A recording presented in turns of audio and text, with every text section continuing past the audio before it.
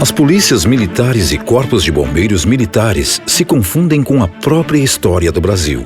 E como instituições de socorro, são importantes e imprescindíveis. Quando um policial militar ou um bombeiro militar ingressa na carreira de militar estadual, ele jura defender a pátria, preservar a ordem e defender a sociedade, o que significa proteger você, seus amigos e toda a sua família, mesmo com o risco da própria vida. É uma carreira diferente daquela de um profissional liberal, um funcionário civil ou mesmo um agente público civil.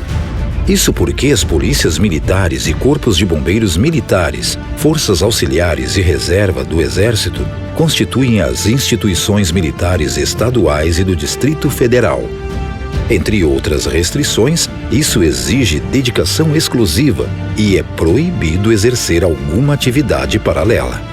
Na prática, os militares estaduais e do Distrito Federal atuam como polícia ostensiva, previnem crimes, preservam a ordem pública, salvam vidas e patrimônios, impedem e minimizam catástrofes.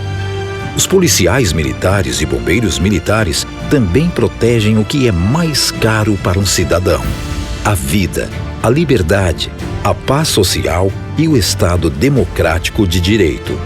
E, se for necessário, também atuam em guerras e situações extremas de grave perturbação da ordem, pois integram o Sistema de Defesa Nacional. Hoje, são mais de 500 mil militares estaduais na ativa e mais de 260 mil na reserva em todo o país. São homens e mulheres que têm na farda a segunda pele, ombreados em prol da segurança dos cidadãos. Apesar das premissas semelhantes de hierarquia e disciplina, dependendo do Estado, os benefícios, deveres e direitos variam, e tudo isso precisa ser corrigido. O que acontece é que, ao contrário de outras classes que já dispõem de lei orgânica, como a magistratura, o Ministério Público, a advocacia, os militares estaduais ainda são regidos por um decreto de lei em vigor há mais de 50 anos. O Decreto-Lei número 667, responsável por organizar as polícias militares e os corpos de bombeiros militares, é de 1969 e, inclusive, entra em atrito com vários dispositivos da nossa Constituição de 1988. Simplesmente está defasado.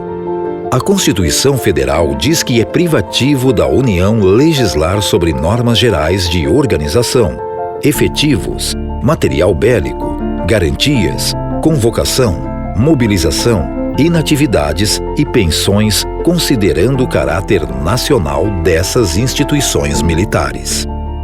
Apesar da retaguarda federal, muitos estados definem suas próprias regras e, ao ganhar um caráter de governo e não de estado, a instituição militar acaba desfigurada por interesses particulares.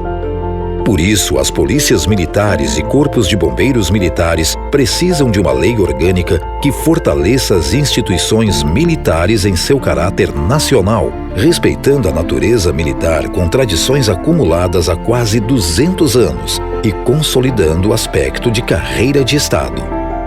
O projeto de lei número 4.363, que deu origem ao projeto de lei orgânica nacional, foi proposto pelo próprio Poder Executivo no ano de 2001 e, após 20 anos de tramitação, aguarda a aprovação através de uma emenda global substitutiva.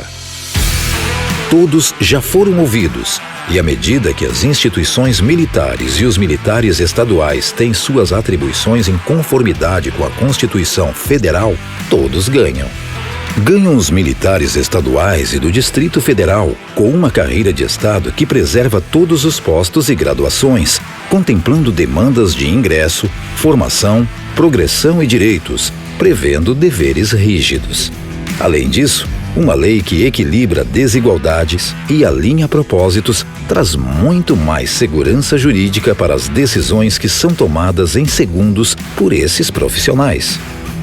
Ganham as instituições militares com maior resposta em missões que se sobrepõem às fronteiras, como o combate ao crime organizado e ações nas catástrofes. E quanto mais armada e violenta a criminalidade, quanto maior o impacto de um desastre, mais isso se faz necessário. Ganha a união à medida que as instituições militares estaduais e do Distrito Federal passam a contar com uma organização nacional única, com maior coesão se convocada em caso de necessidades extremas. Ganham os gestores públicos, pois instituições mais modernas afetam diretamente no combate da criminalidade, na proteção das pessoas, no salvamento, na prevenção de incêndios e na defesa civil. Ao atualizar um decreto-lei que está em vigor há mais de 50 anos, a nova lei não resulta em federalização. Também não transfere ao governo federal decisões financeiras nem implanta a escala salarial nacional unificada.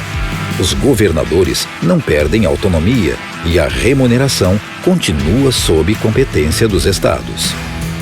Por fim, ganha a sociedade.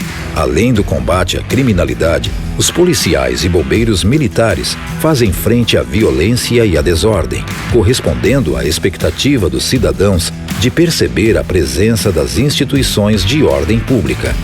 Unificar práticas que já provam resultados efetivos em alguns estados, como o termo circunstanciado e o poder de polícia administrativa, melhora a segurança, traz economia e dignidade ao cidadão.